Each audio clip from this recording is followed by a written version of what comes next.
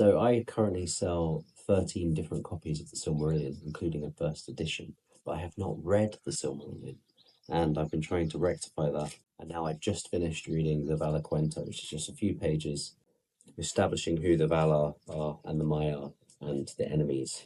So I'll go through who's established in this section and any thoughts I had whilst reading. I'm going to do my best with the pronunciations. We'll see how we get on. So we start off with Manwe Salimo, who is the breath of Arda and the first of kings.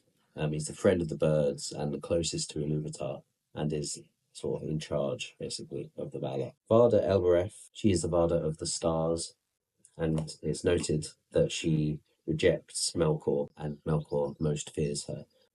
Then we have Olmo, who is the Lord of the Waters.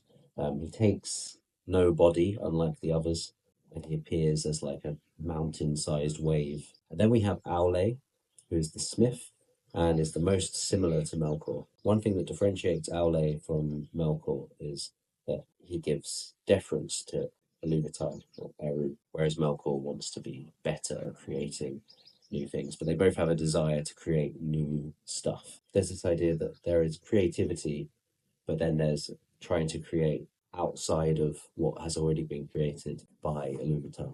Moving on, we have Ivana Commentari, who is the giver of fruits, as the spouse of Aule. Namo, or Nemo, of Mandos, who is the keeper of the houses of the dead, who works at the bidding of Manwe. His spouse is Viere, who weaves time. And then we have Ermo of Lorien, who is the master of vision and dreams, and whose spouse is Este, the gentle healer. Both Namo and Ermo, their sister is Nienna, who is known as the mournful one, and she's sort of separate from the rest of the Valar. And then we have Tolkos Astaldo, who is the valiant, who's a sort of warrior being, whose spouse is Nessa, who's the sister of Oreme, who is just noted as being very swift and beloved by deers, which is quite odd. And then we have Orome, who is the mighty lord and hunter of the Maiar, who are in the same order as the Valar, but are lesser, and they are their servants and helpers. Right, I'm sort of skipping over the Maiar, because then we have Melkor, or Morgoth, who desired dominion over all of the other Valar. It says that he wished for light, but he could not solely possess it, and so built in the darkness instead,